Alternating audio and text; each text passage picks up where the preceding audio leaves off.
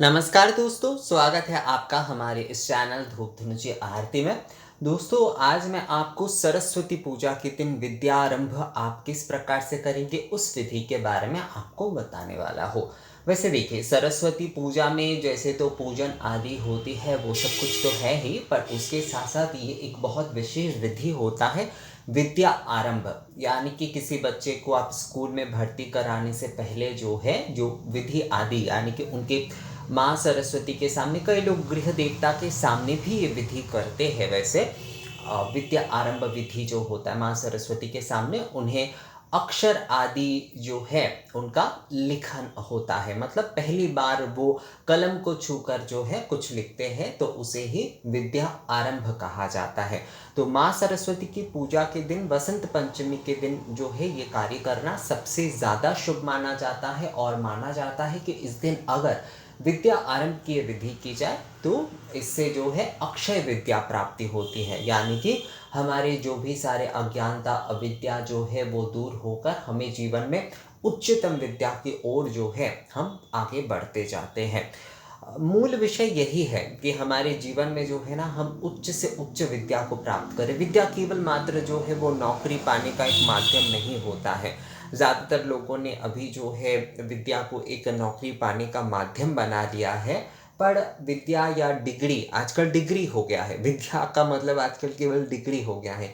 तो विद्या का मतलब ये नहीं होता है। असल में विद्या का अर्थ होता है अविद्या, यानी कि हमारे अज्ञानता को दूर कर कर हमारे ज्ञान रूप ज्योति रूप जो विद्या है उसका प्रकाश हमारे भीतर, वो दीपक जो है हमारे भीतर हमेशा जलता रहे, वही जो है असल में विद्या और ज्ञान का मूल विषय होता है दोस्तों। तो सरस्वती पूजा के दिन विद्या आरंभ अनुष्ठान आप अगर करना चाहते तो उसके लिए आप जो है आपको जो है एक बच्चे हैं तो 4-5 साल के बच्चे को ही ये कराए जाते हैं। वैसे तो आजकल तो पहले पहले ही बच्चे जो है स्कूल में दाखिला ले लेते हैं। तो जिस उम्र के भी बच्चों, वैसे तो 2.5 या 3 साल से पहले नहीं होता है, तो जिस बच्चे की भी आप करना चाहते हैं तो उनके लिए जो है आपको एक किताब लेना चाहिए नए वाला, हिंदी का या संस्कृत का किताब आप अवश्य लीजिएगा। हाँ दोस्तों, ये विषय आप याद रखिएगा, आप पूजा के लिए जब ले रहे हैं ना तो हिंदी या संस्कृत का ही एक किताब लीजिएगा। आप इंग्लिश आदि या फिर दूसरे कई प्रकार की किताब आदि अगर ले रहे हैं तो सही है, मतलब उसमें गलत कुछ नहीं है। पर पूजा के लिए आप जब ले रहे हैं तो आपको संस्कृत या फिर हिंदी की ही एक किताब लेना चाहिए। आप अपनी अपनी मातृभाषाओं की भी किताब रख सकते हैं। मैं हिंदी के बारे में यहाँ पर कह रहा हूँ। जैसे देखिए ये वाला, जैसे मेरे पास ये था हिंदी व्याकरण। एक समय में ना मैं हिंदी पढ़ाता था बच्चों को, जो है थर्ड लैंग्वेज के तौर पर मैं बच्चों को पढ़ाता था, तो ये बुक्स मेरे पास रह गया था। तो आज देखिए आप लोगों को दिखाने के लिए वो काम आ गया। तो ऐसे ही हिंदी के कोई किताब जो है आप रख लीजिएगा। और उसके साथ साथ जो है आपको एक नया वाला कॉपी और एक लाल रंग का कलम लेना है। लाल रंग का कलम क्यों? लाल रंग का कलम इसलिए क्योंकि पहले के समय में विद्या आरंभ जब किए जाते थे तो गुरुकुल में जो है ना केले के पत्ते के ऊपर आलता से लिखने का चलन था। केले के पत्ते के ऊपर जो बेल पत्र होते थे या फिर जो मोर के जो पंखे होते हैं ना, मोर के जो मतलब मोर के एक पंखे जो होते हैं, मोर पंख जो होता है, तो मोर पंख से जो है मतलब मोर पंख कहा जाता है उसे। पंखे का अर्थ है यहाँ पर कि मोर पंख जो है, तो मोर पंख से जो है ना आलता में डुबोकर जो है वो लिखा जाता था। तो इसलिए जो है आप लाल रंग के अगर कलम लेते हैं तो ये ज़्यादा अच्छा होता है।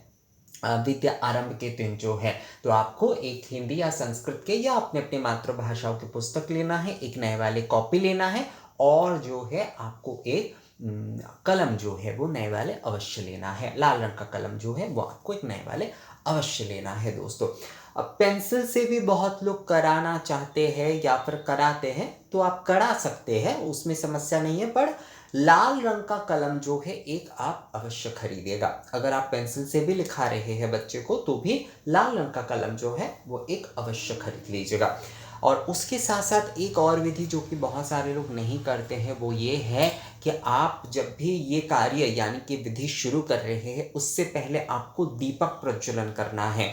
ये इस विधि के भीतर आता है, ये पूजा आदि के नहीं है। ये जो है विद्या आरंभ विधि के पहले आपको एक दीपक अवश्य प्रज्वलित करना है। आप अगर चाहे तो धूप भी प्रज्वलित कर सकते, यानी कि धुंची धूप अगर चाहे तो अलग से जो है आप प्रज्वलित कर सकते। ये पूजा के लिए नहीं, ये विद्यारंभ विधि के लिए होता है। पर बच्चों को कई समय जो होता है धूप के धुएं आदि से थोड़ा परेशान हो सकता है, वो लिखना ही नहीं चाह सकते, तो इसलिए कम से कम आप जो है एक दीपक जो है ज्योति अवश्य प्रज्वलन करना चाहिए। ज्योति ही जो है वो ज्ञान स्वरूप होता है, तो इसलिए एक दीपक जो है आप अवश्य प्रज्वलन करिएगा दोस्तों। उसके बाद ही जो है ये विधि का आरंभ होता है। तो सर्वप्रथम आप जो है माता सरस्वती को प्रणाम करते हुए आप जो है ये दीपक प्रज्वलन करिएगा। और कौन करा सकते हैं, ये कई समय ये सवाल होता है कि विद्यारंभ कौन करा सकते।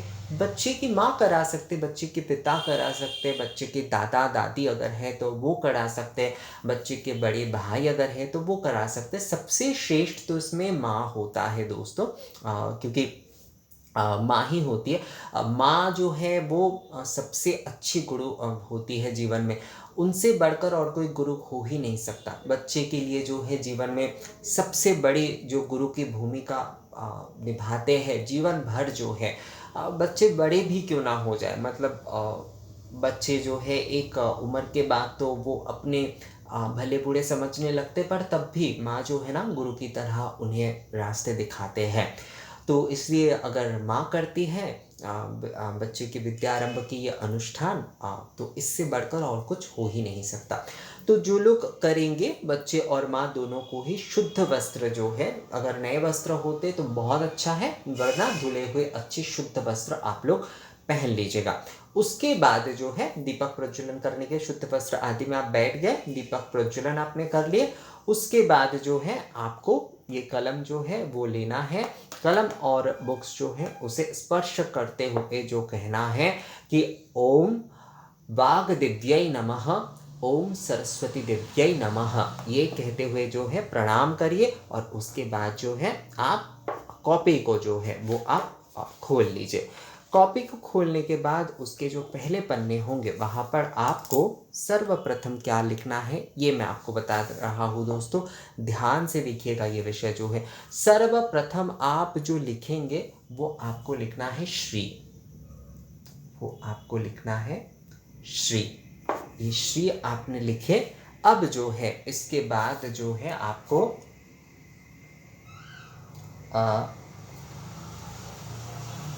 आ ई ई ऊ ऊ रे।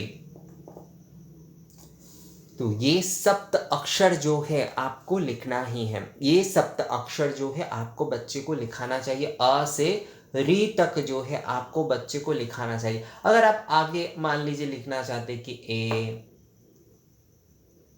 आई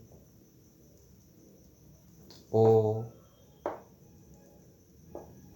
औ, अ आ ई उ ऊ री ए ऐ ओ औ, ये अगर आप लिखाना चाहते हैं बच्चे को संपूर्ण जो है तो आप लिखा सकते। पर अ से लेकर री तक जो है आपको लिखना ही चाहिए। सप्त अक्षर जो है वो आपको लिखाना ही चाहिए।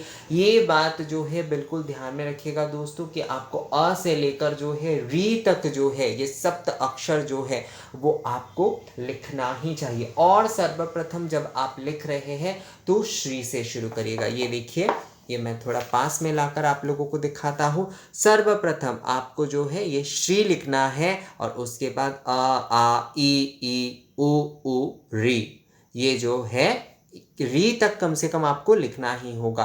7 अक्षर जो है आपको लिखना होगा। अगर आप उसके बाद भी मतलब पूरा स्वर वर्ण अगर लिखना चाहे तो आप लिख सकते हैं, लिखा सकते हैं बच्चे को। अगर आपका बच्चा जो बहुत सारे बच्चे को तो ये 7 अक्षर तक ही लिखाना, मतलब अ आ लिखते लिखते ही वो लिखना नहीं चाहता है, क्योंकि पहली बार वो लिख रहे हैं ना, तो इसलिए जो है होता ही है दोस्तों। पर कम से कम कोशिश करिएगा कि वो अ से री तक उसे लिखाया जाए। और आगे अगर बच्चा जो है शांत होकर बैठता है तो उसे पूरा ही लिखा दीजिए, स्वर वर्ण जो है वो आप पूरा लिखा दीजिए। तो ये विधि है कि सप्त अक्षर या फिर जो है आपको पूर्ण जो स्वर वर्ण है वो आपको लिखाना चाहिए। और सर्वप्रथम श्री जो है वो आपको लिखना ही है, श्री से ही जो है शुरू होगा, श्री से ही आपको लिखना है। ये बात जो है ध्यान में रखिएगा दोस्तों, सर्वप्रथम आप जब लिखना शुरू कर रहे हैं तो ये श्री जो है वो आपको लिखना ही है। तो श्री आपने लिखे, उसके बाद जो है आ ई उ री, यहाँ तक मतलब सप्त अक्षर लिखना ही है। बाकी बच्चा अगर शांत होकर बैठता है तो पूरा स्वर वर्ण ही आप कंप्लीट कर दीजिए, पर श्री पहले लिखना बिल्कुल मत भूलिएगा। ये जो है ना विधि होता है दोस्तों। अब जो है आपका ये लिखना हो गया। अब जो है आप इसमें जो है पुष्प और जो है अक्षत देकर जो है, पुष्प और अक्षत देकर जो है ये एक थाली में करके जो है ना माँ को अर्पण कर दीजिए और जो है प्रणाम करिए माँ को। इसके साथ साथ आप अगर कपूर आरती कर पाते हैं या फिर धूप दीप से आप एक संक्षिप्त आरती करते हैं तो बहुत अच्छी बात है। अगर आप कर पाते, कपूर से कम अगर आप कर पाते हैं ये अर्पण करने के बाद तो ये बहुत अच्छा होता है। और अर्पण करने के बाद अवश्य जो है माँ को साष्टांग होकर प्रणाम करिए।